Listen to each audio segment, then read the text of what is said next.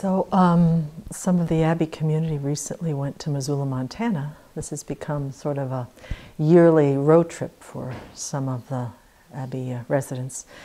We have some very dear Dharma friends that have been requesting Venerable to come and teach in Missoula since 1987 or 1989. So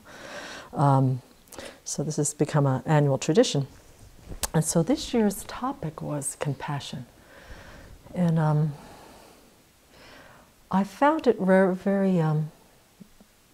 very powerful, but I also find a lot of the Buddha's teachings, and in particular this one, very relevant for what's kind of going on in our world and in our country in particular. And the Friday evening talk was on how to prevent compassion burnout. And I think this has really become quite an important issue for many families, as a lot of us are now becoming the major caregivers of our parents. There's this phenomena going on where a lot of parents have sent their children off to college, and due to the economic system and things like that, many of the children are coming back with these huge debts and coming back into the family system again. So I think there's just a lot of stress, anxiety, there's quite a bit of suffering. And so these talks on Friday night were very, very helpful, because it's how to use the Buddha's teachings on compassion in a very, very practical way with these very challenging situations. So many of us as individuals and families are starting to have to confront and address. So I just wanted to run through some of the sort of the succinct points that Venerable covered on this evening talk. So it's not just for healthcare providers and people who deal with the sick and the elderly, but also for all of us in our everyday lives, dealing with our families and what's coming up for us.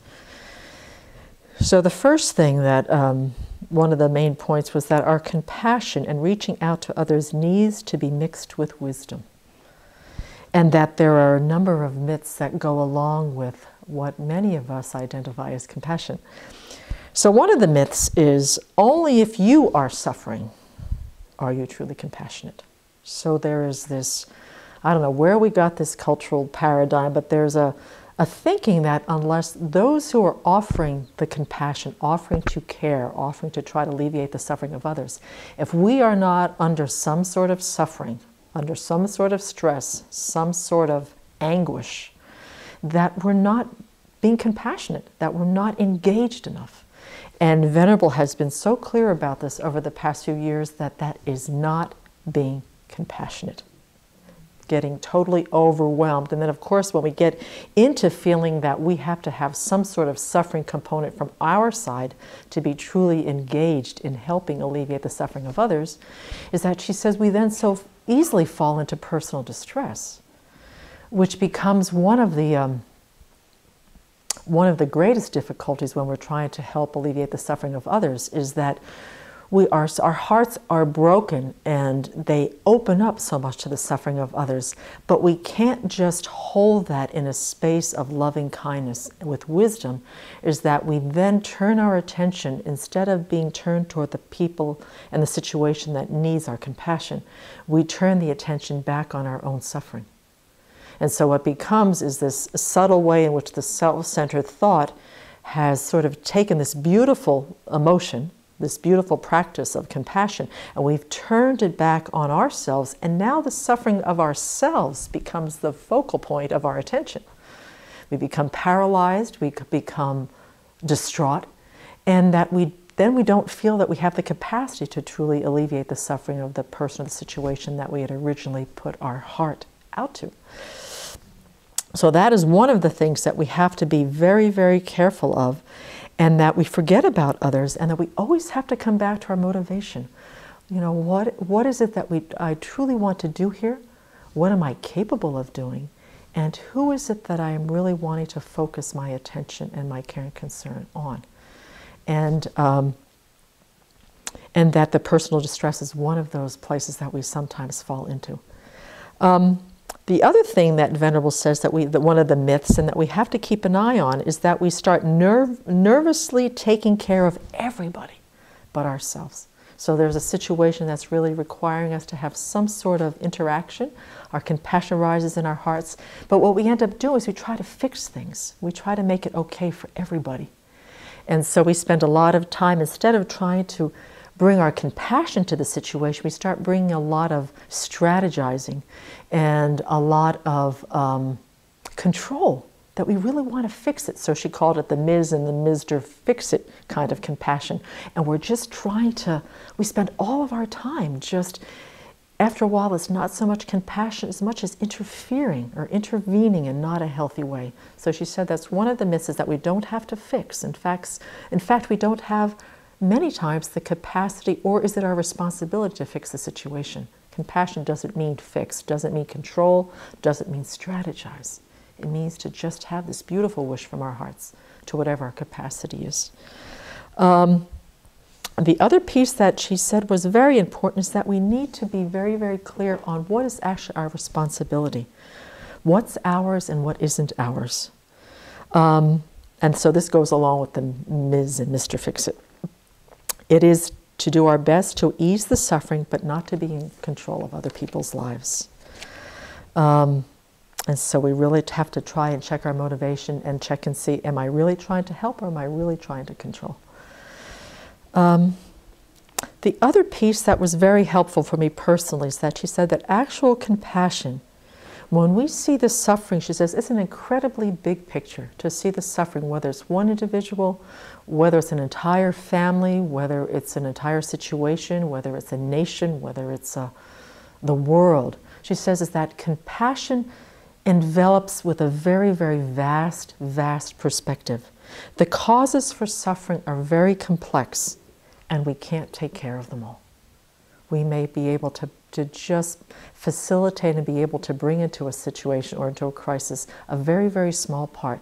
But compassion and suffering doesn't arise from just a few causes, that it has multiple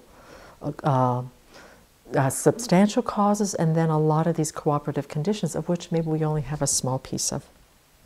And also, one of the things that she encourages us to try to cultivate within the compassion is to try to learn about skillful means. That compassion is not one of those cookie-cutter things that once you figure out how it feels within you, then you can just place on every situation that you see or every situation that you encounter.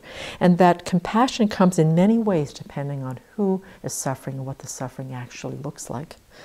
And there will be times when our hearts really want to step in and help folks, and they really are not ready to accept the compassion.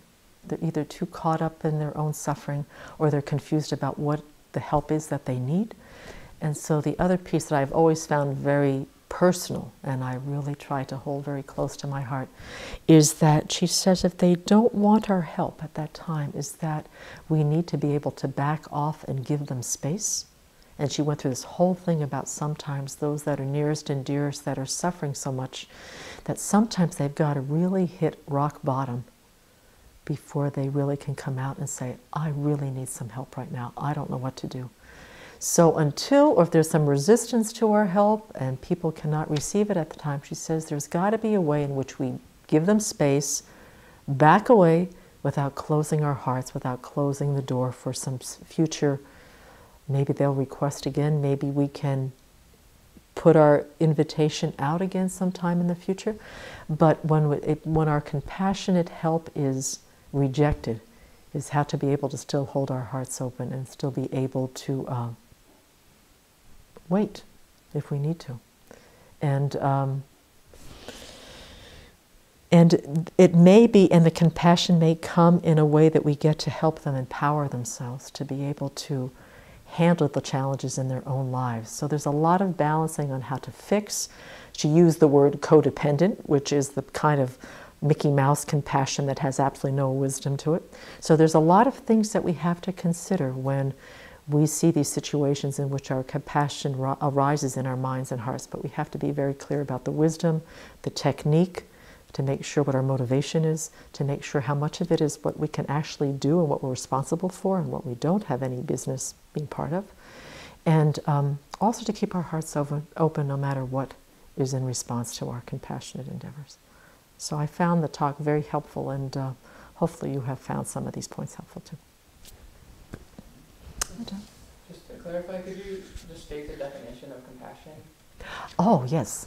Compassion is the wish to alleviate the suffering of others and to do our best also. There are also the causes of suffering. So not only for the wish, but if there is some way from our side that we can help to alleviate some of the causes of the suffering, then we can do so. Okay, thanks, John.